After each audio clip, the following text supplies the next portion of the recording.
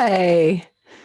Hi, how Hi. are you? I'm good. I'm going to hide behind this so I'm not. It's gonna pop out. I know. I got to stay back Go here. out. You gotta show that. You better. Not here, but I mean, you could. Patrons only. Hi. Ah, that's the best. It's so bad. It's so swollen, and my little fake tooth flipper retainer won't fit yet. I have to go back in a couple weeks and Joe. check it. Can you hear me okay, by the way? Yeah, but when you first called, you did the. So I hope you're not glitchy. I hope so too. You got to get one of those internet boosters. I Joe. know. I know. Stick it in that other room. Okay. I'm in a weird new lighting situation. It looks greasy.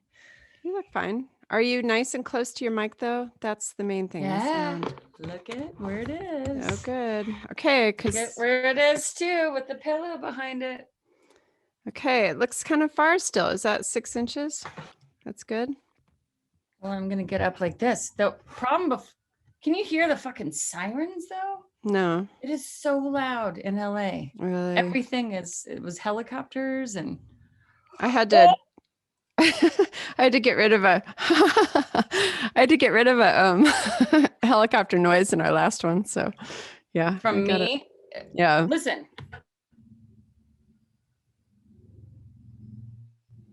Can you hear? It's to me, a little bit. I could put another blanket over the window if you want. No, it's fine. Did you put up new curtains? I'm just backwards. What's the episode? 114? 112. 112. Okay. At least that's how I hope to put them out. Did you add anything to the questions? I printed it. Just the near-death experience, but I saw that you already had it. Oh, yeah. Okay. Ba-ba-ba. Okay, I'm going to test my audio. Let's both test ours. Shabba-doo-boo. Hello, hello. Rock-a-doo. Ba-da-boo. Ooh, real sweet. Rock-a-doo. I sent Steve a text and an email with the new number, so I hope it's good.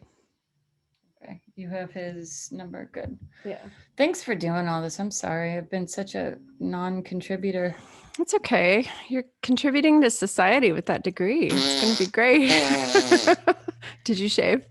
No. Oh, okay. I'm leaving this one for at least 4 more months. Sick. Hey, don't do anything weird. I'm going to put this on Patreon. Please. Thank you. Last time you flashed me, I had to block it out. It was a whole video thing. Sorry, I won't do anything. This is kind of raccoony, huh? You look Doesn't fine. matter. No, you're beautiful. Thanks, Jess. So are you. You're welcome. You look very pretty. I'll stop thinking Do of I? myself. Mom! There's Steve. Hi, Steve. Hi there. Where's my video? Hello, hello. There's my video. There Hi. we go. God. You look beautiful. I can't hear you. You can't You hear can't? us. I can't hear you at all. Oh. Can you hear me? Yeah. Yeah. Well, is This is happened. weird. It happened to me today also, and I had to Maybe use I'll headphones. sign out and come. Oh, that's a good idea. Put in earphones. Oh, yeah. Well, try it worked. My audio was strangely set up just for headphones. Hold on. Boo-da-ba-ba. that. Shabba-doo-da-doo-doo, ba-da-da-da. Oh, he's not plugged in yet. Well, there you are. Hey! That There worked. you are. Hi, it worked. Hi, good. Now I can hear you even without the earphones. That's weird. Mine did that today too. I have no idea why. Hey, Jules, you want to do 1, 2, 3 clap and we'll start our other one? Oh, I think I already did. Hold on. Oh, okay. Steve, we always do a backup recording. Let's see. Hold on. Okay. Ready? Mhm. 1, 2, 3. 3. Start. 1, 1, 2, 3. 3. Record. Record. Yippee! Oops. All right, now that's our very high-tech way of syncing. You like it? Clapper, huh? The clapboard and the whole thing. Clapper. Yay! Yeah. I love your hair, Steve. I think you should keep it like this. What are you thinking? Well, I'm thinking I need to keep my hair like this too. I like it. You know, I have some friends who say, get a haircut, but then I have a lot of others who think that it kind of suits me It's somehow. really Then you nice. say, what would Jesus do? And Jesus would keep his hair long. Definitely. And as long as it's in good shape, I mean, and it seems to curl and wave and do all It's those good things. beautiful. I'm a little bit jealous. Mine's all wispy I know. and weird. I don't Yeah. know. The menopause hair. I It's, know. getting Some dry. friends say I look like Shakespeare, and others say I look like Einstein. I'll take either one. Yes. Yeah. These are good. Okay, Yeah. now can we just start right there so we don't forget the Einstein question? Can I Right. go right to, or do you want to work that in? As long as someone doesn't forget. Yeah. No, I wrote it down because you mentioned it. But no, let's do a proper intro and then we can start. As long as, are you good, Steve? Did you want to steer us anyway or? I'm fine. All right. I just want to make sure that my background looks okay and all that. Yeah, everything looks good to me. We're very casual here. There's Okay. I've got let me try something. I've got a ring light here. Does that improve things or make it different or? That is, yeah, you turned into a. Wait a minute. I don't mind it the first way. I thought the first way. You know what? My That's lighting. nice too. Yeah. What are these called? Because these are certainly showing. Marionette lines. Ugh. Yeah. Welcome to over 40. Right. Right. I know. Is this a little too So how's mysterious? that? All right. Or Looks good. okay. I'm going to lower the light a bit. Just not quite so intense. I know. I have one of those too.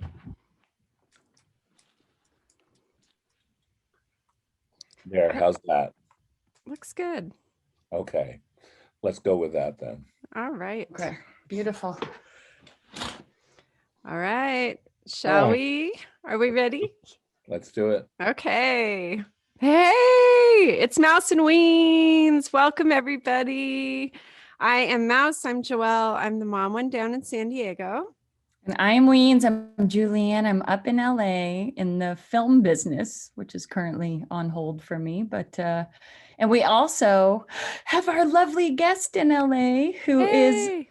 our friend. I love you, Steve. I'm just going to start right there and say Aw. you're beautiful. Yeah. Oh, and I'm so glad that you could do this. We are so excited to have you today. Absolutely. I'm delighted to be here. I'm so glad that you asked. Yay. Thrilled and all that. So yeah. Oh, thank you. Well, so reasons why Steve is important. I'm sure we'll do a little intro before this, but you have an amazing story. I spent all today. I feel like I'm back in college. I crammed for this interview. I learned everything there is to know about you. And Oh my God. no, We know with lots everything. of gaps. You have to Okay. fill in lots. But oh my Right. goodness. The first thing I want to say, my first impression, I love your hair. I love your fun smile. And you seem like a fun person. And from what Julianne's told me, you really are. And Oh, well, I love life this. is short. Let's have fun. That's right. I know. So I heard you sing a song, and a lovely song on your Facebook page, all about your kind of ordeal. But why don't you start us with that? What was your Oh, okay. song about? Not that you have to The sing it again, but medical anomaly song. yes. Yeah, right. Well, back in the 90s, I was, people in my church were talking about how, oh, you're such a miracle. The story is such a miracle and all of that.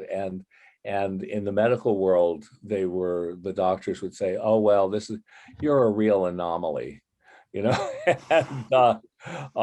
and so I was thinking about this and thinking about it, and I thought, and out popped these lyrics to an old Gilbert and Sullivan song. And I wrote them down, and I've sung them for all kinds of different audiences and online and offline. And my doctor recorded it on her phone so she could play it for her colleagues at the NIH and the CDC. And so apparently Dr. Fauci asks my doctor, Dr. Levine, after me through the years. And so, is he still Really? alive? Yeah, yeah. Still a medical anomaly, huh? Yeah, yeah, yeah. You are. That is amazing. Can we go into that a little bit? Why are you a medical anomaly? Well, Or Joe, tell me, Joelle, maybe you should lead this. She's Oh, no, no. really has Any it all way it formed. goes, it's fine. I just wanted to kind of, I love the song, and I just thought it was a perfect image of you as someone who's living life and enjoying life and still enjoying all the things you've always enjoyed, being Yeah. music, musical theater, entertaining. But then you are a medical anomaly, and yet here you are inspiring others. So that's a perfect way to talk about it, and to hear that Fauci is interested in your story too. But why? Yeah, why should our listeners know your story? It's amazing. Well, I first got sick with what we now know as HIV disease or AIDS in 1982. Not even a year, like six, 7 months after the first report, the first published report of AIDS. I started getting sick with it, and I was diagnosed in 1982 with GRID, gay-related immunodeficiency, and that's what they were calling AIDS back then. And they didn't know enough about the disease to even be able to give me a prognosis at that point. But as time marched on, we all could see that everybody who got AIDS died, right? And in 82 and 83, I had hepatitis, cytomegalovirus, pneumonia, mononucleosis, herpes, shingles, a variety of fungal infections, including a fungal infection on my foot, which caused these huge painful blisters. And one of the dermatologists I went to trying to find a treatment for it said that, oh, he hadn't seen it since he was a medic in the South Pacific in World War II, and that it was a fungal infection that came from walking barefoot in sheep dung in New Zealand. Okay, so Steve, how was your trip to New Zealand? Yeah. No, I never went. I It I never stepped in sheep dung. Wow. I did, however, step in some standing water at the gym. Wow. So your body was just, it didn't know how to deal with anything. Its immune system was just shutting down. Exactly. Yeah. And people with AIDS back then picked up all kinds of strange things that nobody ever saw in healthy young people before. Right. And that was one of them.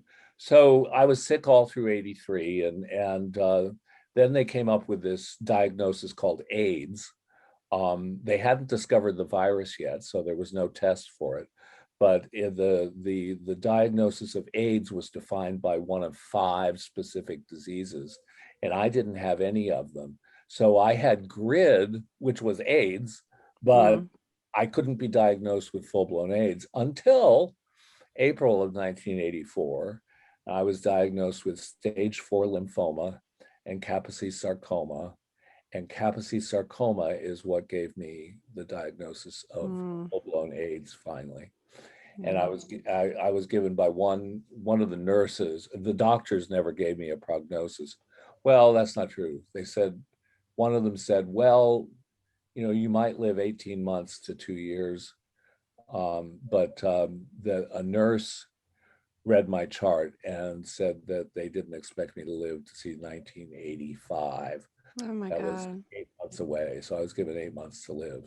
Wow. How does that feel when someone gives you, I know this is a basic question, but were you in a state of panic? Were you in a state of acceptance? No, God, Denial. no, not even denial. I was scared to death. I mean, I just was terrified. And I was scared of how sick I saw other people with AIDS being. And I didn't know a lot of people who had AIDS, but I saw other patients at the hospital and I could see how sick they were. And I thought, oh my God, that's my future. And everybody that I heard of who was diagnosed with AIDS died. And so I thought, at the age of, what was I, 32, that my my life was over and 32. I wouldn't have a future. Oh my gosh. And this is something, I mean, it was the early days of being diagnosed, and there so much shame associated because it was a gay disease. And we've talked about a lot of your, past growing up and the time that you did. Yeah. It was a rough time being gay. And what year, when were you born? Do you mind talking about no, that? not at all. I was born in 1952, so I am now approaching 69 rapidly. Yeah. You look great though. You look I great. know, look Thank at you. You really do. I don't even dye my hair. It's still God, blonde, that's crazy. like brown. Yeah. Yeah. But you do kind of have an Einstein look. I like it.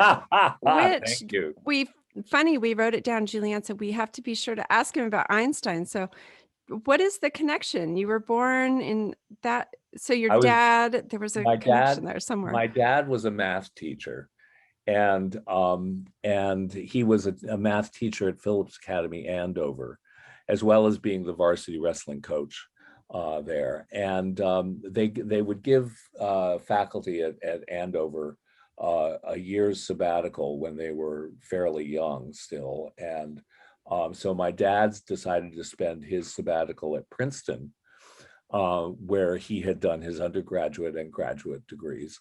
And he went back to Princeton and worked in the math department at Princeton. And I was on his sabbatical. On his sabbatical, yeah. So he loved his job. He was very unhappy if he didn't have a lot to do. Yeah. Gee, could I be related? I was gonna say, I know we should do. When you look at his bio, you'll see that. Yeah, right. But anyway, so I was 2, and Dad would take me for walks in the park, and we would run into this old man with white frizzy hair out to here, and and all of that, and this old man would lean down and talk to me, or and then sometimes we would sit on the park bench, and he would love to take me on his lap and bounce me up and down on his knees, and I had no idea who Albert Einstein was, but it was Albert Einstein. That's amazing. Crazy. A mentor of my father's, and Einstein was approaching the end of his life, and he was retired and would take a walk in the park, and I was 2. Dad was proud of me, and he said, "Oh, here's my little Stevie." So he was friends with your dad. They would just chat. Well, I would say more mentor and mentee. Yeah. Wow. Part of the same department. That's amazing. I had a college friend whose great aunt, I think, went on a date with him. Does that line up? Yeah, Chris Bonner. Wow. He was at UCSD. Anyway. Side note. Wow. So he was a living, breathing guy, and we have proof. You sat on his lap like Santa. He's a very smart Santa. So so speaking of your dad, I want to kind of hear your story of what it was like growing up in your house. How did your parents, were they lovely people? How did they accept you coming out? First of all, when did you know you were gay? Oh, well, I've known as far back as I can remember that boys held an extra charge for me, but I found a letter that my father wrote to his parents when I was about 18 months old, and Dad was the varsity wrestling coach, as I mentioned, and every year they would have the wrestling team down for dinner, and so this year when I was 18 months old, they came in through the door, and Dad said in this letter, "We're so excited because little Stevie said his first words today. We had the wrestling team down for dinner, and as they came in through the door, Stevie sat up in his high chair and said, just as clearly as could be, 'Boys, boys, boys!'" That's amazing. I love it. Oh my God. So Early. So the writing was on the wall. Yeah. And I just read, sorry. Go ahead. Oh, I'm taking a class right now in psychology for lifespan development. And it was a whole article about people around 3 years old know what gender they're going to be associated with the rest of their life. So a lot of people don't know. I didn't know that. Sure. And so early. Yeah. Hmm. And 3 years old. Yeah. you know, I learned to be I mean, obviously I wasn't ashamed of it at that point, but I learned to be ashamed of my feelings because of the you know, how I heard the grown-ups talking about homos, you know, and one time Dad took me to when I was maybe 5 or 6, and he took me to the wrestling meet on Saturday afternoon, and the weigh-in before the wrestling meet happened. If the boys didn't come in right under the weight that they were supposed to be wrestling at, Dad had them take off their clothes and weigh in naked, and I was like, Very interesting. and I asked my dad about it afterwards, and I must have said something about how amazing they looked or something. I wish I knew, but I do remember my dad going, "We don't talk about that," Mm. and he was obviously ashamed. And you know, there have been studies done of you know, fathers and gay sons, and there's a lot of thought that fathers see that there's something different in their gay sons early, and they can sense this difference, and they're embarrassed by it, and they are, you know, oftentimes they start shaming the other person, the little boy, because they feel ashamed Mm. of their son. Especially at that time. Oh my gosh. There was Yeah. no communication about this. No Yeah. support. There were no images. I mean, I thought I was the only homosexual in the world for Aw. the longest time. We had no Will and Grace, no Ellen DeGeneres, no, you know, nothing Internet. anywhere, no internet, nothing. Hmm. So God, how isolating. Oh my I went God. to the library at Andover and looked up homosexuality in the library card catalog. Remember those card catalogs? Dewey Decimal. Young Dewey Decimal System.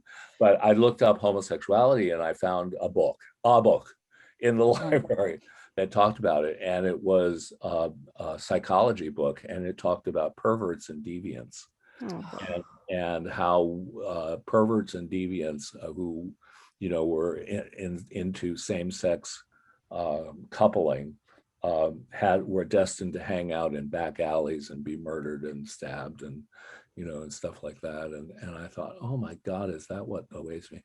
So I was aware of being a little too effeminate for an Andover boy. I would literally wear rulers up my sleeves to keep my wrists stiff, because I thought Oh my gosh. yeah. Aw. Yeah. That's so hard God. not to be able to be authentic, not be yourself. That's so tough.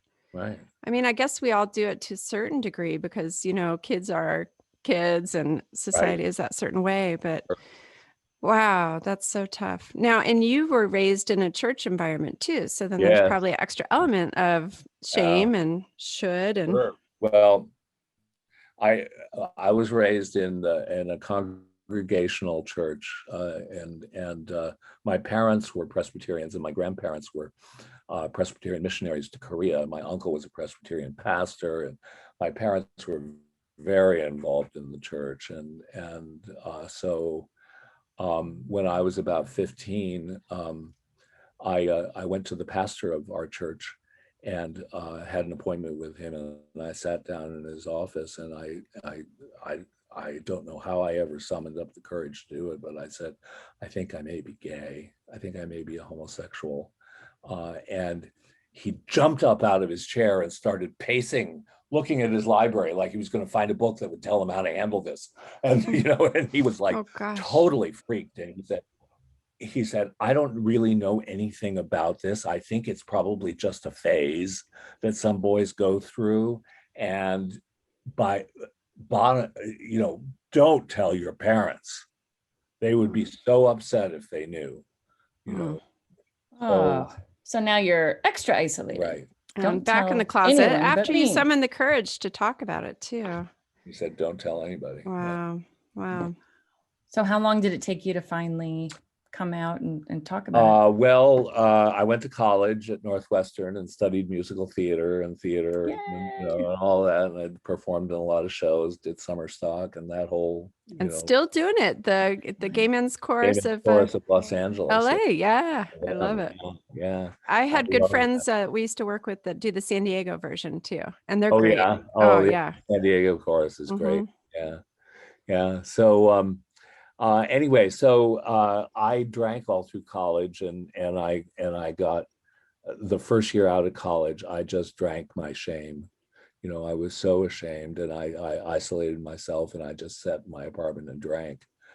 And my parents sent me a check every month, so you know that was wonderful. But you know, I finally realized that I had to get honest about being gay if I was going to be able to get sober and stay sober.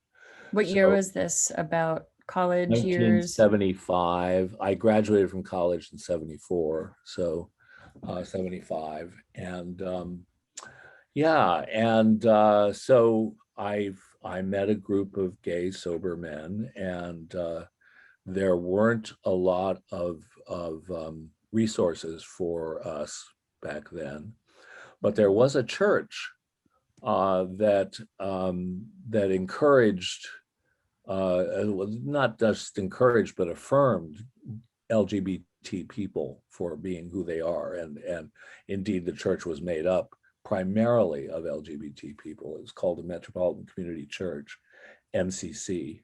And This is in Illinois? Chicago. Okay. Yeah. And I met a group of gay men and lesbians who were happy and in loving relationships. And oh my God, you know, this is possible. And so I dove in and I became a gay activist, and I quickly realized that I wanted to become a minister and minister in the gay community with MCC, and I went to seminary, and I was the only openly gay student at the seminary at the time. Wow. And Were people accepting of that? some. The faculty were pretty supportive, but the students, the other students, a number of them had problems with me. Some were very supportive, and I'm still friends with a couple, but a couple of them. But there were students who just were convinced that it was a sinful lifestyle that was going to send me to hell. Hmm. And Which is still such a prominent thought, you know. I have very conservative friends that I've gotten into that conversation with, and it's tough to See, that's great. It's so weird. Being in LA, I think people generally are of the mindset that, I don't know. How do you feel here, Steve? Because it's, I don't feel run very into safe. people. No, Yeah. I feel very safe and comfortable here. And that doesn't deny the fact that there are, you know, hate crimes that go on all the time with gay men being beaten or lesbians being beaten, or especially trans people. Right. A lot of trans women are murdered. And Murdered. an inordinate number of trans women are murdered. Is this happening in what areas? All over the place?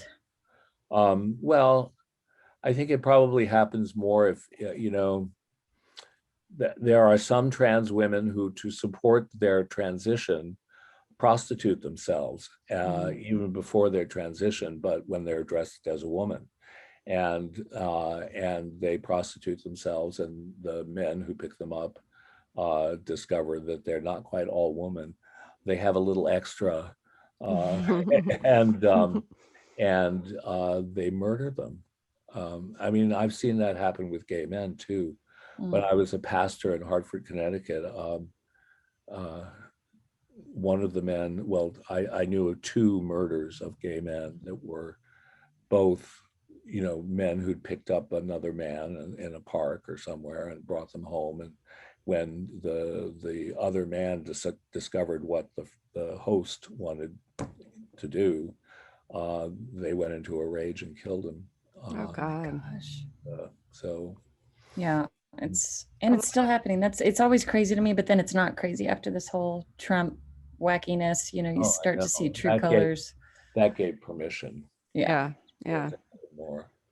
Can you do, Steve, will you do something that is a 101 course? Can you just say, like, do you know, like, binary? Binary means, and trans in a way that will be the 101 for people listening. Okay, trans people are people who believe that, or who know that they were born in the wrong body, the wrong gender. They know deep inside at an early age that, if they're a little boy, that they are meant to be a girl, and girls who want to be boys, it's the same thing. And as you grow older, as trans people grow older, and become independent, and sometimes the parents are okay with trans children, but generally when they get to be older is when they really are able to go through a transition and do the surgery. But before the surgery, they have, I don't know if this is still true, but there was a mandatory living, you had to live a year as a woman before you could get the surgery, or as a man before you could get the surgical procedures. And it's an ongoing process. I mean, you're socialized to be a man, and yet you're a woman, and so when you become a woman, you're still socialized as a man, and it's rough. Yeah. Oh yeah. Yeah. Yeah. You know, I'm also, all I have to talk about is school these days because that's all I'm doing. But Yeah. in my Native American studies, Right. they did not care who was what. Men lived together. Yeah. People dressed as women who were men, and it was no problem in the Native American community as far back as I they love that. have found, and a bunch of different tribes in Africa. And Yeah. so we're so strange here in the Yeah. colonized European. The Judeo-Christian tradition is full of homophobia. Yeah. Yeah. I mean, it dates way back centuries, And we're no longer saying homosexual, but gay. Can you tell us why? Homosexual is a very clinical term, in my opinion, and it describes a person's sexual orientation. And being gay is so much more than that. Being gay is accepting your homosexuality and making it a part of your whole identity. And I had a friend back in Hartford who's long since died from AIDS, but when I was in Hartford, he was a very brash, blunt kind of guy, and he used to say that there was a real difference between homosexuals and gay men, and I was like, what? And yeah, and he would point to a guy who was like deeply ashamed of himself, or just not being out and proud, and he would say, that's a homosexual. And this is a gay man, who the one who is proud and who integrated his sexuality into his personality and his life. So it's more an of a interesting lifestyle distinction. Mm. And then Yeah. queer is kind of a all-encompassing, yeah, maybe this, maybe that. It doesn't describe it specifically as I understand it, but I'm not as in the community. Is that no, true? queer is considered to be a more generic term, actually. Oh, I should have turned this off. Sorry. That's all right. That's We do it okay. all the time. Anyway, yes, queer is a more generic term for some people that describes lesbian, gay, bisexual, and transgender people. We're different, and so we're queer. Right. And queer was an epithet that was used against us, and so we have owned it. Nice. And made it our own and transformed it into a term of pride. Right. It's a positive thing. Yeah, it's a positive thing. And straight people can be queer. There you go. Yeah. you know. Right. How Well, is that? when you think Can you about the whole spectrum too, right? Yeah. There's a spectrum of There's a spectrum of sexualities. How and- can straight people want to be queer? I would like to be fabulous. Well, I think that in some ways you are queer, Julianne. I- Thank you. yeah, absolutely. I've got I on don't all know my. you well enough to know whether you are, but She's also. yeah. Yeah. Okay. I'm right up there. Queer is just like, you know, I'm different and I'm celebrate how different I am from the rest of the world. And, you know, I'm proud of who I am and I don't care who knows how weird I am or how queer I am or whatever word you want to Yeah. use. But it's like just being proud of being, you know, radically different than your, you know, your Yeah. colleagues at work or something. The average Joe or Jane. Yeah. So now we're back at, you have come out, you're in college. No, I'm But past college. You're past college. Okay. This is when you are a part of the community of your church. And Right. what happens then? 75, 76. Okay. Well, I had this spiritual awakening that was just a huge, huge change because I had basically rejected God and rejected all of that religious crap, you know, and all. Wow. And now I was part of a faith community, a church, a Christian church, and I'll never forget it. But on October 17th, 1976, I was sitting in church after the sermon and before communion, and I had this, what some people might call a white light experience, where I suddenly realized with a clarity that I had never known before that I was supposed to pursue a calling to the ministry. Wow. And I just knew it. I was sure of it. And everything felt peaceful. Oh. Everything felt right. I have goosebumps. That's great. Hmm. Yeah. And so you do, yeah. I did pursue it. And whereas my theater career after college and prior to this consisted of people slamming doors in my face all the time, you know, when I decided I wanted to pursue this calling, doors opened. They flew open. And I was accepted to the Master's of Divinity program at McCormick Seminary at the University of Chicago. And I was just, you know, and I loved it. I loved seminary. I loved learning. Were your parents ecstatic at this choice? My parents didn't know at first. When I went to seminary, they just thought, oh, he's had a spiritual awakening. Oh my You know, gosh. oh, he'd come over to our side, you know, at last, and all of that. Wow. And so I came out to them actually when I went to visit them on my first spring break from seminary. And I went to see them and I stayed with them. And every morning we watched Phil Donahue, the talk show. Yeah. He's the one who taught Oprah. Yeah. He's a great guy. I really like him. Guy. He's wonderful. Yeah. So anyway, this one day I was there with my parents, and the guest was Anita Bryant, who, for your listeners who might not know, well, first of all, she was a Miss America runner-up who had a singing career and peddled orange juice. She was the orange juice lady on TV, and Florida orange juice specifically. And Miami is in Dade County, Florida, and Dade County had passed an LGBT rights ordinance. And she was incensed, and she mounted a campaign to repeal the gay rights ordinance in Miami.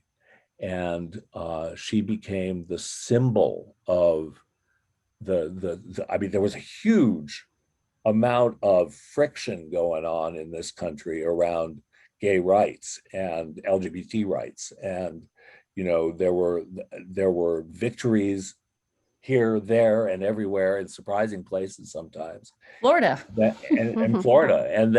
And then fights to repeal the rights, like and Anita Bryant led the charge.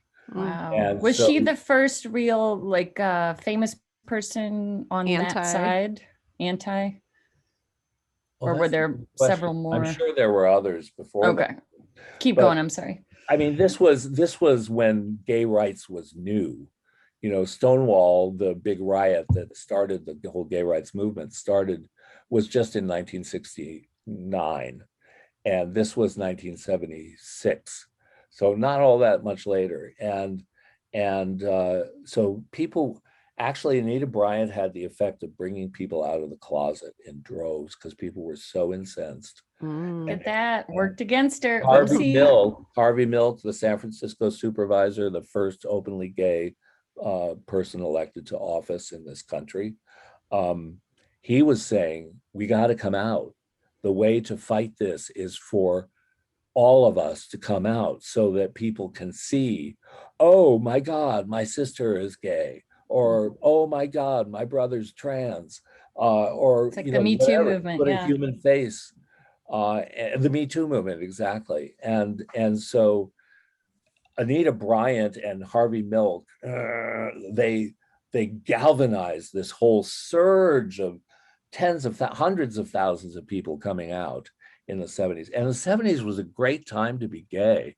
I mean, the parades, the demonstrations, the bars, the baths, discos. We were in San Francisco, Yeah. and Oh yeah. Castro was So you amazing. We were living in our suburban bubble about 30 minutes away, but in Oh, little okay. kids. But Yeah. still, yeah. Yeah. Yeah. But we got to see a lot of the fun and Yeah. We the would go to lively San side of it. Francisco Sure. on the weekends in the early 80s. And then we had Aunt Karen's brother was gay. He was, with his dude the whole time. And it was always Yeah. in our life around. So yeah. That's wonderful. Yeah, it was nice. Yeah. Wonderful. Yeah.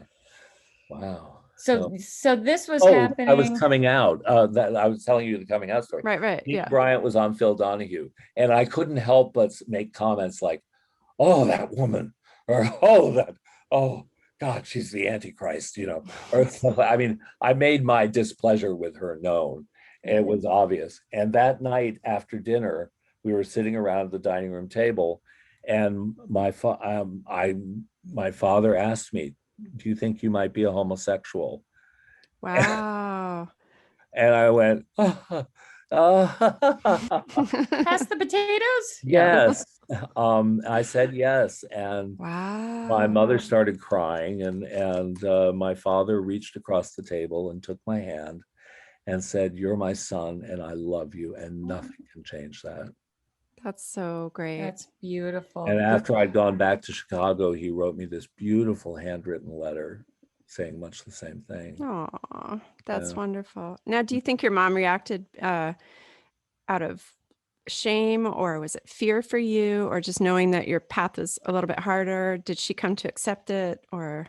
Well, she told me that she had read a letter.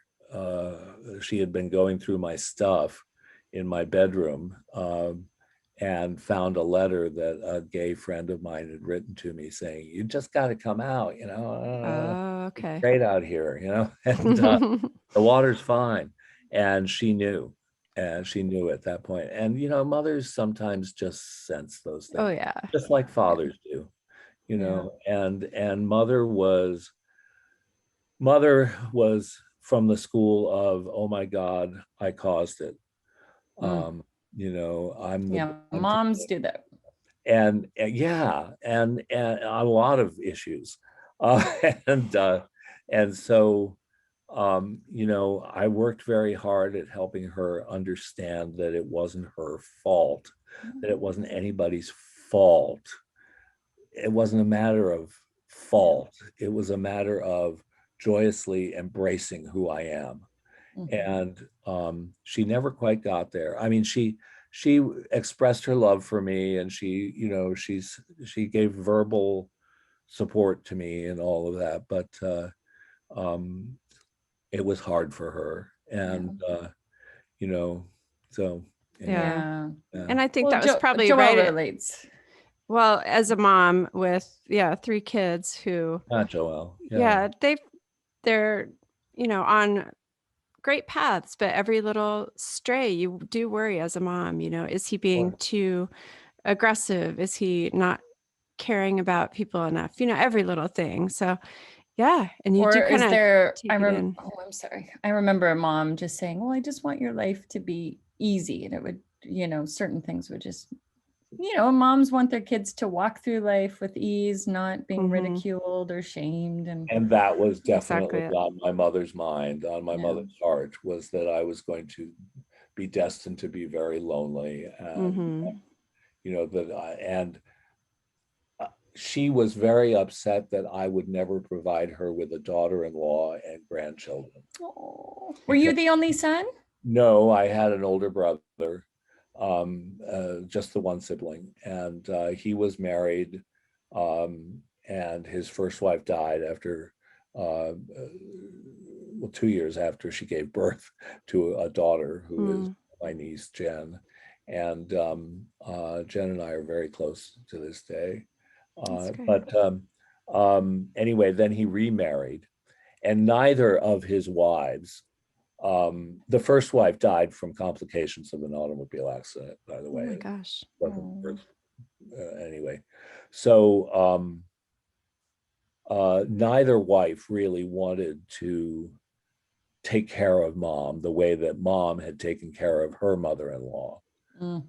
And so she got kind of bitter and angry about, resentful Yeah, about that. Yeah. that's rough. Yeah. A lot of And- issues. And they're she always probably- thought I would be a really good father. And I always wanted to be a father. And but back in the 70s, you didn't hear a lot about gay couples adopting children or having children. Right. So we watched your Tammy Faye interview. Oh, you did? And in Yes. that interview, you talked about people now are starting to adopt gay couples are adopting children now. So it That must was have just 10 been years happening ago. mid-'80s or That was, Tammy Faye's interview with me was 1985. wow. So it So was happening. yeah, so it was like 9 years later. So And how people- did you come to, No, oh, go I'm ahead. sorry. No, go ahead. How did you come to be on her show? Because now, how did you, you're kind of famous, Steve. I just You have to tell the are. viewers out there. And this is just one. And when the feature film comes out in September, about Tammy Faye, with Jessica Chastain as Tammy Faye, and Randy Havens from the TV series Stranger Things is playing me. No one's ever heard of that, Steve. No. This is He's so playing you. I can't believe exciting. No. So he was the AV teacher, right? I'm just looking at the picture. He was I think he was the science teacher. Yeah. Yeah. He ran the AV club. He was the science teacher. Yeah. Right. Yeah. Yeah. that. And He's attractive. No, thank you. Yeah, how You're is- welcome. Hi, well, Steve. all right. So we're jumping ahead, but Yeah, you fill in the gaps to how you got to Tammy Faye from kind of coming out, and then we need to talk about the movie. I mean, we talked about my getting sick in '82 and being sick through, and what in 1985, when I did live to see 1985, my doctor invited me to be patient number 1 on the very first antiviral they ever tried against HIV. It was an experimental chemotherapy, and I was the first patient to go on the drug. And within 6 weeks, my KS lesions had disappeared, and my lymphoma, stage 4 lymphoma, had gone into complete remission. Wow. And so they put 89 other people on the drug around the country. It killed a large percentage of them. And it was a rugged drug, and it very nearly killed me. And I did have a near-death experience at the end of October of 1985. And it was... Can you tell me about, my favorite thing in the world is near-death experiences. She has I watched love them. over 5 300. What? Wow. Okay. 5 times. Yeah. You made me throw my scarf 5 times. What can you tell? Oh my Just one God. of the most profound ones. Sure. and Well, what the happened? first one was perhaps the most profound because I'd never had one before, and I was terrified of dying alone, and the Suramin destroyed my adrenal glands, and they didn't figure that out until it was almost too late. And they called me to come into the hospital immediately. And I was sleeping 22 hours a day and losing weight I didn't have to lose. Oh God. And I was just a skeleton with skin, Mm. And they brought me into the hospital, and before they gave me the drug I needed to deal with the adrenal insufficiency, they did all these tests in the red blanket room, the triage room, and they tried to draw blood from my left arm, and my blood wasn't flowing, and they said, "Pump your hand, Steve. Pump your hand to get the blood flowing." And I looked down on the scene, and I wondered why he wasn't pumping his hand like they were telling him to. And then So you were floating over yourself. You were in the room looking down. I heard them say, "Oh my God, his blood pressure when I came in was 50 over 30, and it dropped rapidly and then disappeared." Mm. And I went, whoo. I remember the feeling of leaving my body, and I was at peace like I've never known. That peace that I felt when I was called to the ministry was just a fraction of the peace that I felt. I finally understood everything about myself and the world, and I didn't have it. I felt whole. I felt whole, and I was surrounded by loving beings, kind of loving shadows, and there was this great light, and one of the shadows spoke to me and said, "Steve Areno," and I realized it was the mailman who'd brought us our mail when I was little, and he used to call me Oh. Steve, and then I was back in my body, and I was pissed. Oh, I've heard that. Okay, can I ask you a couple questions? Sure. Was anyone, so they were beings and shadows. Okay, can you bring back anything that you felt? What is the purpose of life? What are we doing here? Or was it just in a flash you knew everything? No. I realized that dying alone was irrelevant because we're never alone, for one thing. We're surrounded by loving beings From the other side? from the other side. Okay. And the love that we have experienced in life with people, whether they're still with us or not, that love is what is eternal. And that is what we carry with us when we leave our bodies. And I realized too that the most important thing in life is relationship, and really looking in each other's eyes and seeing each other. And that was what I learned, and that there was nothing to fear in dying. So you are not afraid at all? Not afraid anymore. I hear that from Wow. everyone who's had the near-death experience. It's amazing. I think when I was in the hospital room, our dad, Steve, died in 2000. And I was in the room with him when he passed, and he did have a moment of, waking back up. He died of kidney cancer, Yeah. but he had a moment of clarity right before he passed, and he almost sat up and said, "We all just love each other. We all just love each other." And I really do think he saw something Yeah. and came back to pass that message on, and then he passed. But Yeah. so I'm all So for love cleanse. is all there is. The It Beatles really were is. right. It's true. Right. It's true. Wow. Wow. How have you carried that? Is it something that is deeply within you now, or do you Yeah. forget? No, I forget, Yeah. but You're human. I'm human, but I think I'm a much more loving human being than I used to be. Did you change anything when you came back from that in your life? That was, some people are vegetarian, some people volunteer more, some people, so it wasn't like that. Okay. No, it was more, I paid attention to the people I loved more, Mhm. Got it. Oh, and I valued them more.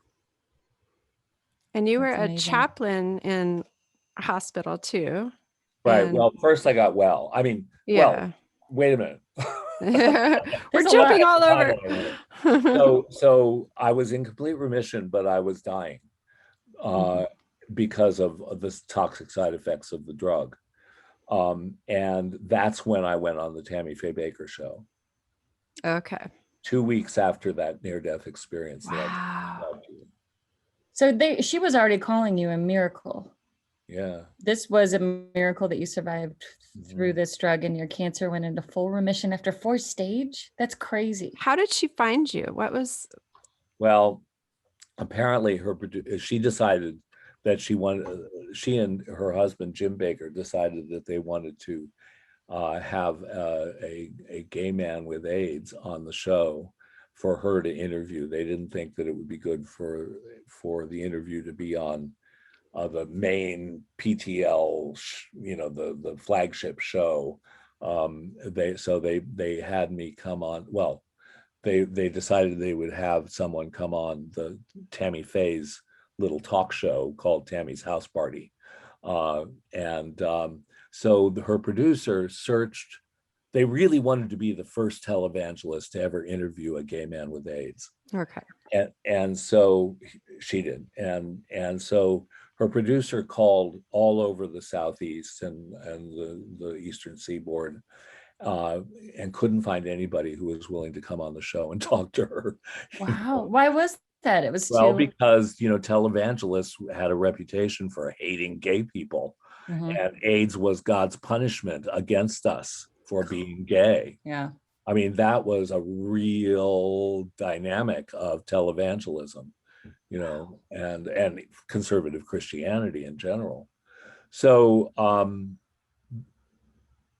anyway, they wanted to have a more affirming interview than what other televangelists might do. So anyway, they couldn't find anybody. They finally called the AIDS Project in Atlanta, and the fella who was the executive director there, Reverend Ken South, had been a parishioner of mine in Atlanta, and we were still in touch, and he referred them to me. And so the producer, he called me first to ask me if it was okay to give my contact info, and I said sure.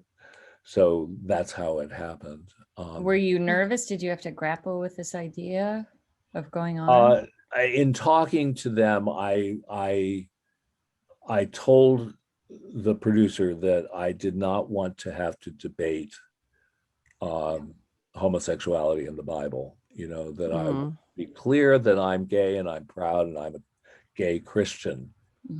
How do you think she handled it? And everyone should go to YouTube to watch this. Absolutely. Interview. I'm going to link everything in our show notes too. But okay, good. Yeah. Good. Yeah. Well, did she genuinely care? I guess is my question. Yeah. I'm really clear that she did.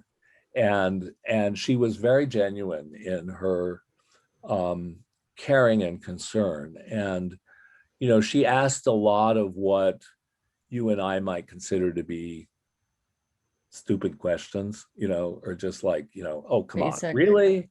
But it was the 80s, yeah. But it was the 80s and people didn't know, especially her audience.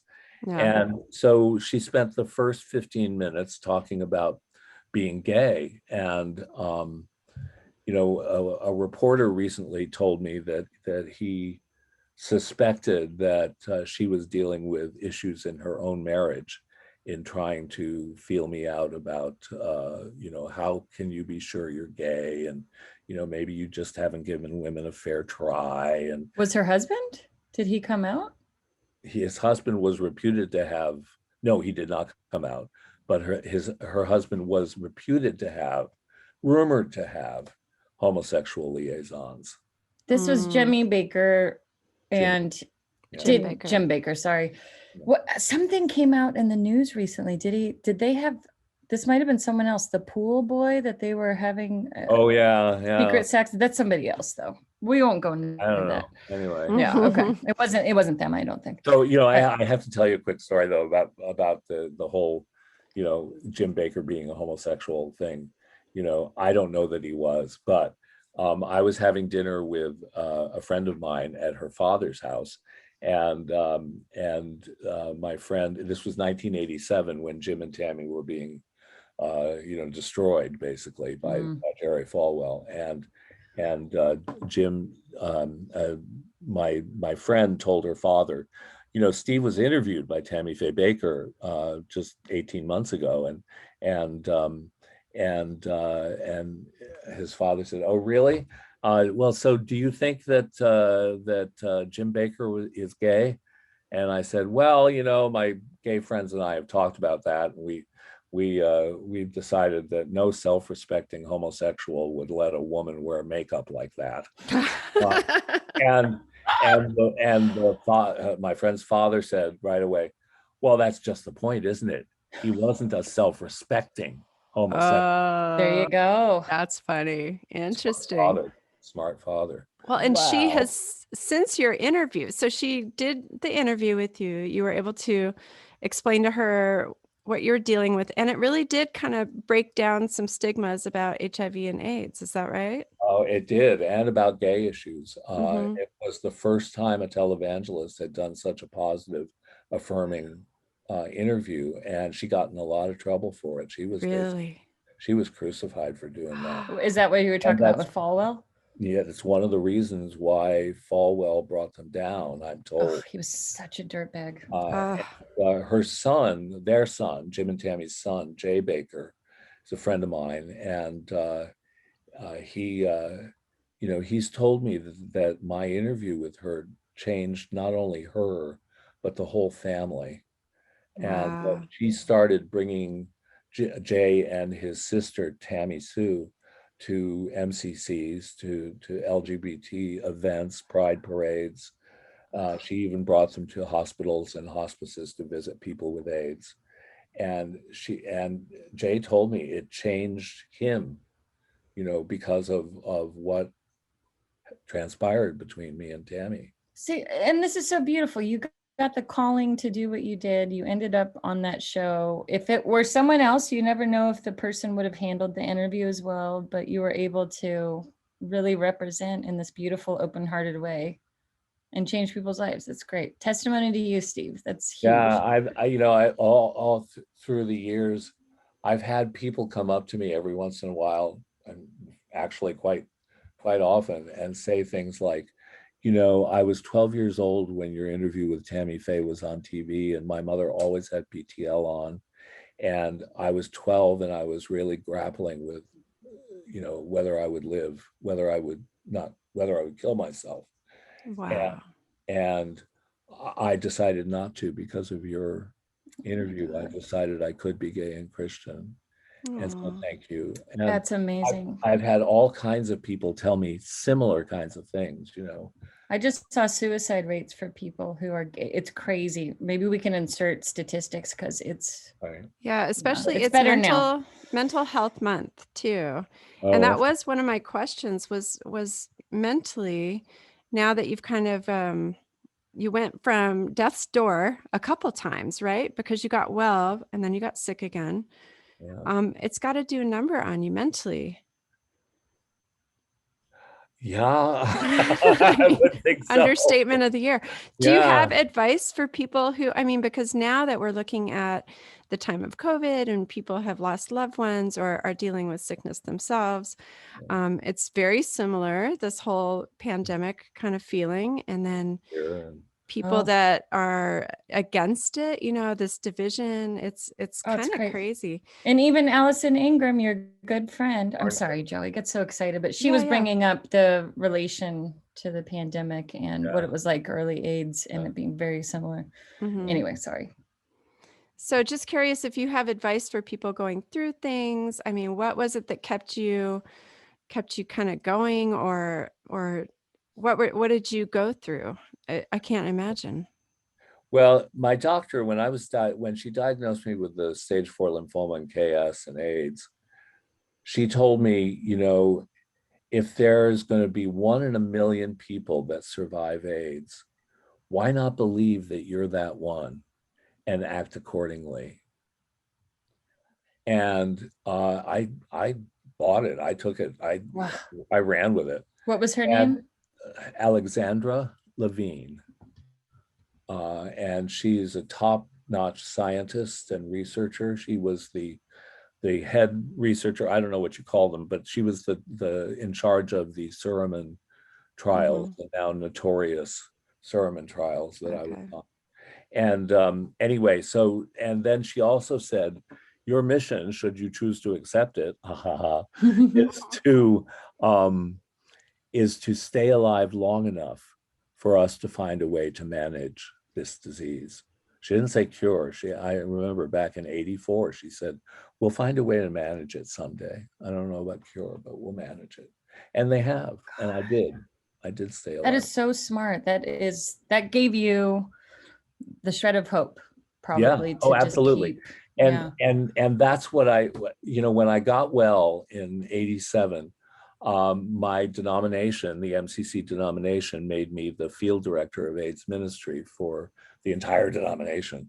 And I started traveling all over the world to all these different MCCs and teaching and preaching about hope in the face of hopelessness. Wow. Okay, now where does the fairy wand come in? There's Ah. the Smithsonian has your fairy wand. Yes, because I you're was so honored a couple years ago that the Smithsonian asked for my work, a lot of what I'd written and resources I developed and that sort of thing. And I thought, um, I carried this not this fairy wand, but I carried a fairy wand just like it, only pink, to all the places I preached and taught and lectured. And I would hold this up and say, remember Peter Pan, where Peter teaches us that fairies are dying because people don't believe in fairies anymore. Well, a lot of good fairies are dying from AIDS. And this is to remind you to believe in yourself as a good fairy, to believe in each other as good fairies, so that you believe enough so that you will do the work of healing. And whether you heal into life or heal into death, I don't know. But if you do the work of healing, amazing things will happen, even as you approach death. And in my work as a hospice chaplain, at the AIDS hospice here in Elysian Park, I would help people die. I found I had a great gift. I mean, I know what it's like to be on my deathbed. Mm-hmm. And so I had a way of understanding people who were dying that not many have. And so I was able to bring that to the bedsides of people who were dying. And, and people believe different things about what happens at death.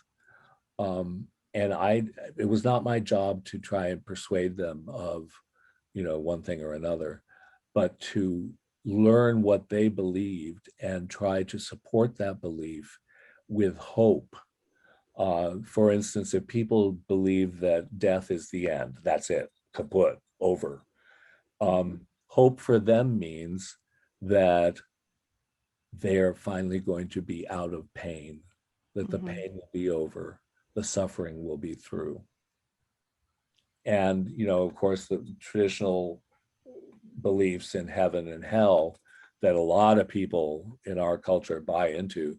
I had any number of guys on their deathbed say, I'm going to hell. I know it because I'm gay. Oh. So I would try to help them change their mind about that. Good. And understand that they were loved and Good. that, God loved them and they would be fine. Right. Even at death. What was the harder one to change? Was it it must be that, to change the mind of someone who believes they're going to hell versus someone who just feels like they're an atheist and poof. Yeah. Or a Catholic with purgatory, right? I've heard that's just right. nightmarish. Well, that was hard because that is so deeply ingrained in people. And it's been said that the God you believe in is the God that you learned about at your mother's knees when you were 3. Wow. And that deep down inside, that's the God that you really believe in. Wow. And so, for people to just change their mind, Yeah, not going to happen. it wasn't going to happen. But I could help them by being present with them with love, with the kind of love that I experienced in death, Steve, looking in their eyes, Oh, being with them and seeing them and letting them see me. you that's are an amazing. angel. You're an angel on this earth. You really are. No, I don't You're a know. fairy. We'll say. I'm a good fairy. You're a good fairy. It's a very good fairy. Oh, bing. I'm a Yay! fairy. So we get to see you portrayed in a film that I Yeah. looked up on IMDb. It's supposed to come out September 2021 this year. September 24th of 2021. Yes. Wow. A And real you could date. talk about it now because we are going to Yeah. interview Steve before and he couldn't talk about it. So I'm so excited you could Yeah, talk about it. Yes, Yeah. yes. So tell us the Yeah. process and are you excited? Have you seen anything? Well, I didn't know about it until Jay Baker, Jim and Tammy's son, told me a year or so ago that there was going to be a film starring Jessica Chastain that would feature my interview. Okay, can you say who is she? What is she from? So all the viewers know. Who, Jessica Chastain. A lot of people know her from her Academy Award win for Best Actress in Zero Dark 30. Miss Sloane is another one that a lot of people have seen that love her in that. She does a lot of very challenging kind of characters, and she's a great actress. I think has had 4 Oscar nominations, I believe, and 2 wins. Yeah. Yeah. Beautiful redhead, right? Beautiful Yeah. redhead. She's Yeah. gorgeous. Gorgeous. She was in Terrence Malick's Tree of Life, and she's just done a ton of Yeah. stuff. And Look her up, everyone. Yeah. look her up. And Andrew Garfield, I saw he was in that. Yes, he's and good he's playing Jim Baker. Yep, the amazing Spider-Man himself. And So Vincent D'Onofrio is playing the villain, Jerry Falwell. oh my I don't God. know if he's the villain in the movie, but he's the one that brings him down, Yeah. brings the empire down. And Randy Havens plays me. That I is love it. crazy. So do you have an idea of where you are in the storyline? Did they tell you anything?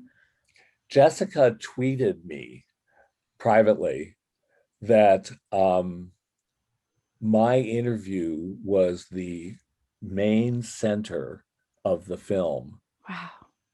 What that means, I don't know. I haven't seen it. I haven't seen a script, but she told me that she decided to do this movie because of my interview.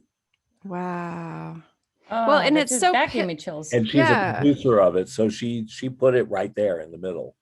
Amazing. Apparently, so I mean, it's such a pivotal thing for so many people, and it turned Christianity probably upside down. And it did. yeah, so I've had- it's a yeah, great but- story.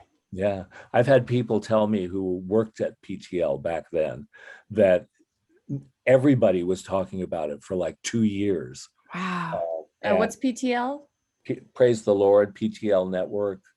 It was Jimmy Bakers. Tammy's 24 hours satellite network. And they were freaking huge. They Yeah. were huge, huge, huge. Like, I don't They know were if people understand. Yeah, they were the largest, the richest, the biggest televangelists in the world at that time. And they had the largest audience. They had the most bucks.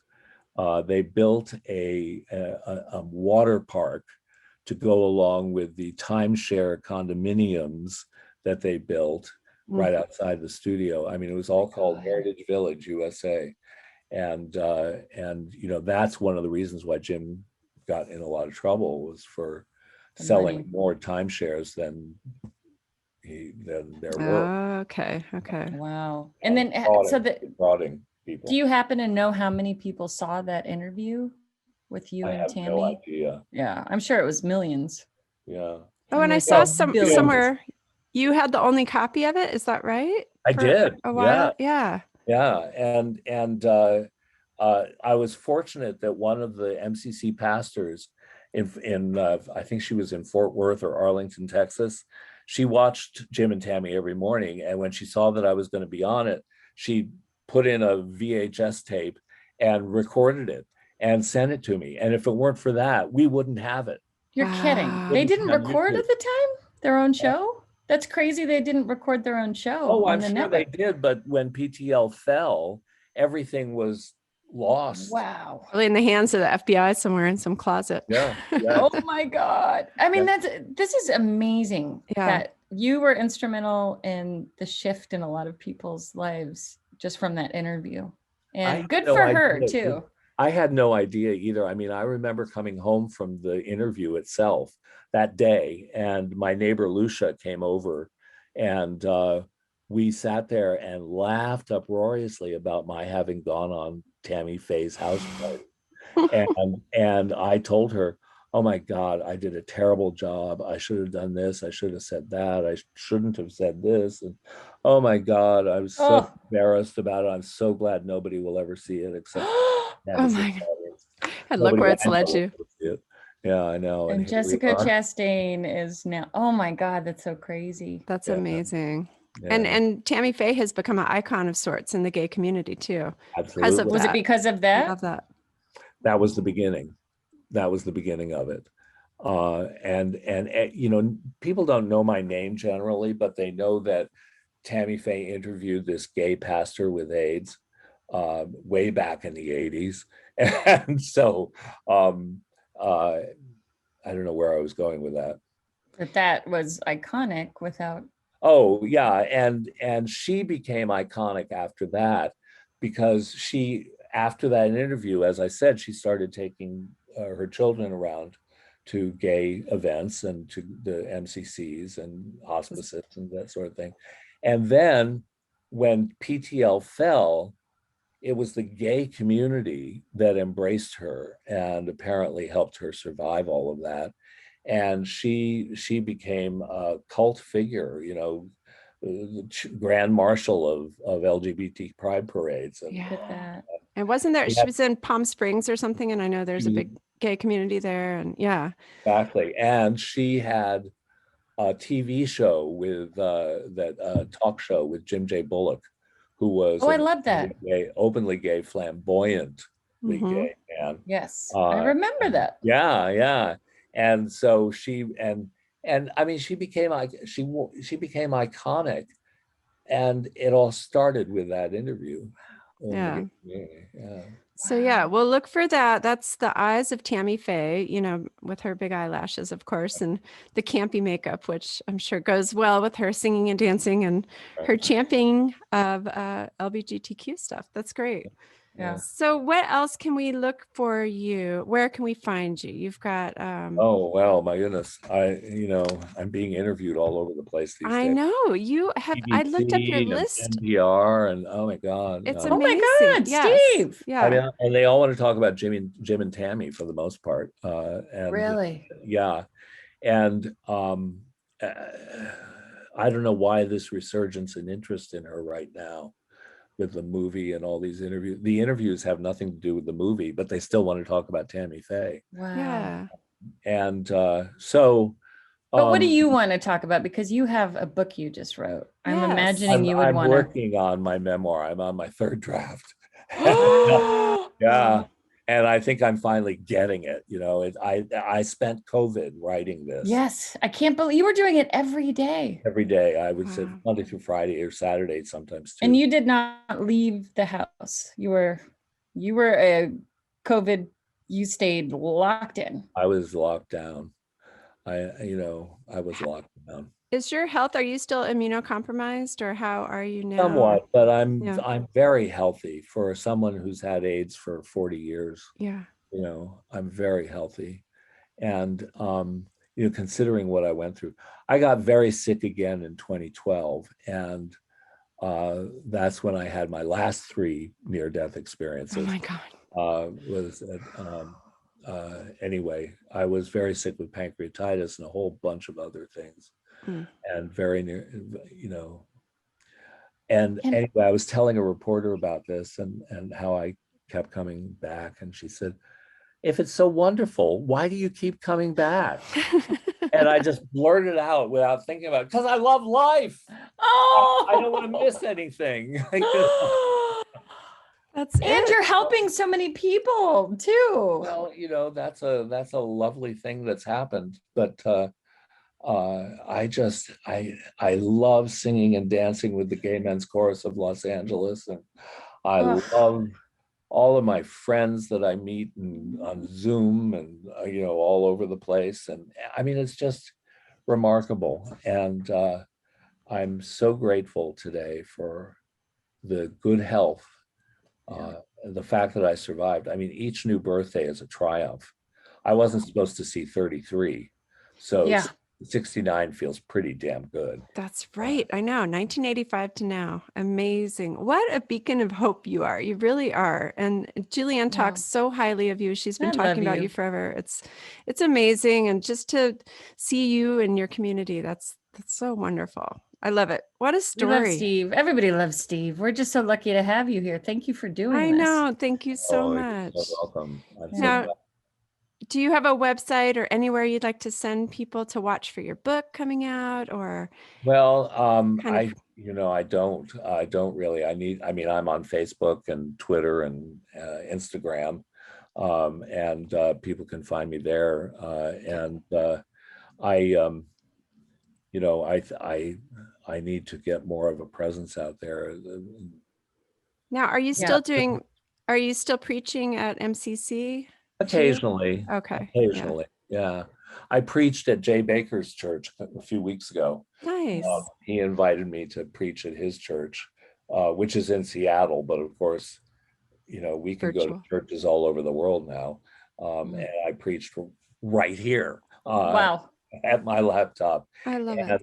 and it was fantastic. I mean, full circle kind of experience to have him introduce me, and then Oh. to get to talk about what that interview meant to me. Quick story that I know we're running out of time, or have run out of time, You're but fine. No. okay, all right. Well, No time limit. after the Tammy Faye Baker interview, which was in November, I got sicker and sicker and sicker with the Suramin side effects.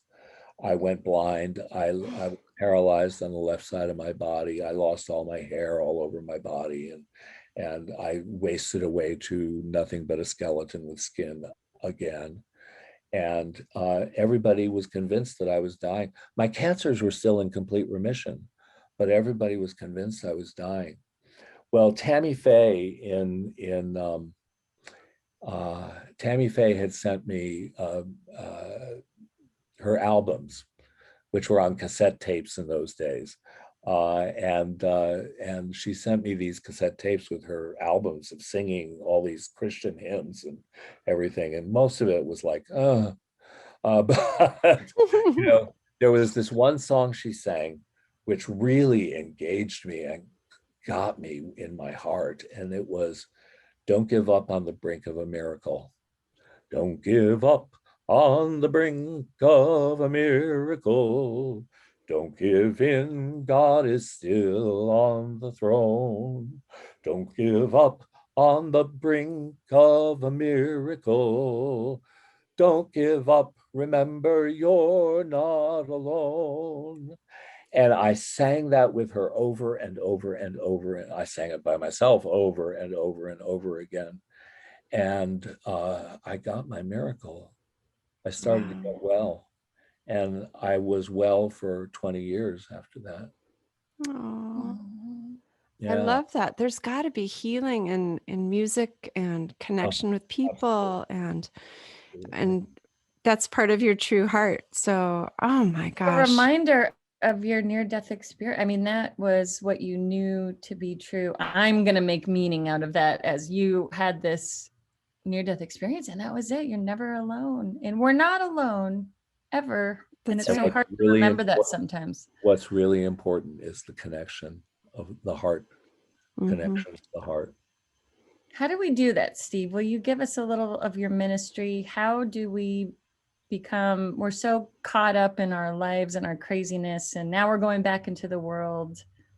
Well, I mean, for people who are still wearing masks, or people who aren't wearing masks, you look in people's eyes and you try to see them, and just focus on loving the person you see in their eyes, that soul. And that way you can engage with a homeless person who may have been asking you for money.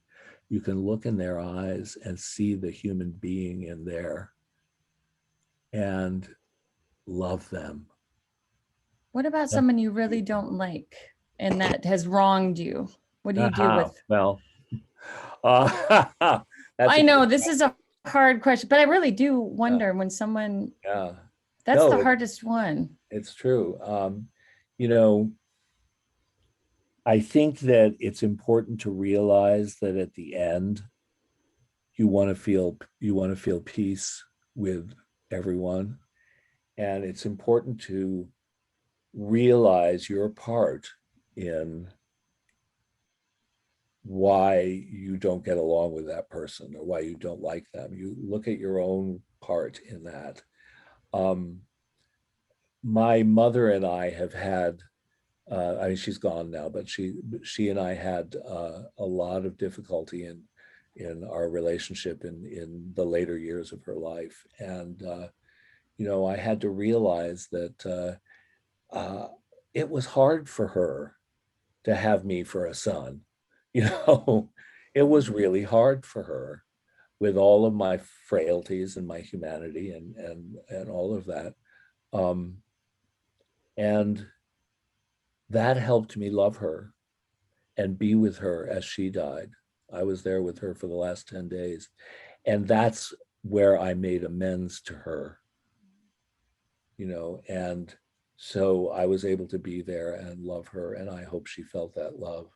But what was important was that I felt loving towards her, and I made those amends, and that gave me peace about our relationship. That's Beautiful. important. And that's the forgiveness and seeing the humanity in everybody. Good for you. It's hard sometimes. That's amazing. Oh, Steve, you're an inspiration. You're a beautiful person. You're famous. And, Almost. and you have gorgeous hair. That's natural. That's what's really important. That's the most important. He's wagging it in the air, waving it in the air. If you guys want to see this, we are going to post this on YouTube. So we'll put everything in our show notes too. I'm going to list your bio because it's so impressive.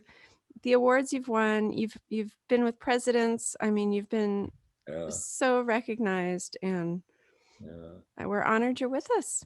Thank you so much. It's an honor to be with you. I know my friend Allison Arngrim had a great time being on your show. She just really enjoyed it and said to say hi to you. Oh, good. Oh, yes. We love her. She brought me some homemade apple pie today. Of course she did. Was she wearing a bonnet too? This is Nellie Olson we're talking about. So yeah, no, she wasn't wearing a bonnet. Okay. But she was wearing a mask that said, that had a picture of her as Nellie Olson, and with the caption, "What would Nellie do?" I love it. Yeah. That became a huge meme recently. Yeah, what would Nellie do? Yeah.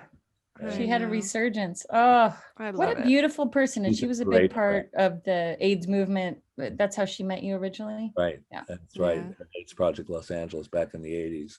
Wow. Amazing. Aww. And you married her and her husband, right? I did. Yeah. I officiated, and I love that. At the end, I pronounced them, "Poof, you're a husband and wife."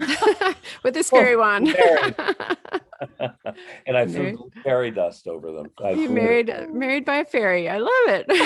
Married by a fairy. That's right. A good fairy. Oh, thank amazing. You, Steve. All right. Well, everybody. So yes, go ahead, Weens. Any last words from anyone? Any last stories? Any last anything? Well, do you want me to sing the Medical Anomaly song? Yes, if you want. Yeah, that would be a great closer for us. I love singing that. Okay. You know, and I sang this for the Gay Men's Chorus of LA. We do a retreat every year, or we did before COVID, and so I sang this one year as my talent in the No Talent show. I love it. Here it goes. I am the very model of a medical anomaly. I've had KS, lymphoma, hepatitis, thrush, and CMV, bacterial pneumonia, and adrenal insufficiency. All this and more because I caught a virus that's called HIV. And then I took an antiviral just like chemotherapy. It made me sick. My hair fell out. I suffered neurologically. But hey, it worked. It stopped all of the HIV activity. My lymphoma's in remission, and there is no more KS to see. Lymphoma's in remission, and there is no more KS. Lymphoma's in remission, and there is no more KS to see. Lymphoma's in remission, and there is no more KS to see. Now, many years have passed, and I'm as healthy as a horse can be. It's certainly a miracle for anyone with faith to see. But still in journals medical, in science and oncology, I am the very model of a medical anomaly. Woohoo! Everybody, Steve Peters. Oh, We love him. we love you. That just made me cry, but it's joy also. Yes. Oh, Oh, yeah. It's faith. One of the members of the chorus who's had AIDS for a long time too came up to me afterwards and said, AIDS in Gilbert and Sullivan? What? How did you ever put those two together? Well, It worked for you. It works. that's work. That's good. Oh, that's just amazing. Well, you are a amazing. miracle. You're a medical anomaly, and we love you so much, Steve. We're love proud you. you came on our show. Thank you Thank so you. much. I hope to meet you in real life real soon. I hope so. when things Yeah, open up. I'm up there all the time. So right. yay. Take care. All right, you too. And everyone can find us on mouseandweens.com. That's our main hub, everywhere at Mouse and Weens. Then also find us over on Mouse and Weens. We have a Patreon site. We would love for you to visit and visit the wonderful Steve Peters. I will link everything in our show notes. And we appreciate all of you listeners, and we appreciate all of our guests. And you, I love you, Weens. You too, Steve. I love you. Have a lovely evening, everyone. Goodbye. And I look into your eyes before we go and see your soul. Goodbye. Eyeballs. Bye. Bye-bye.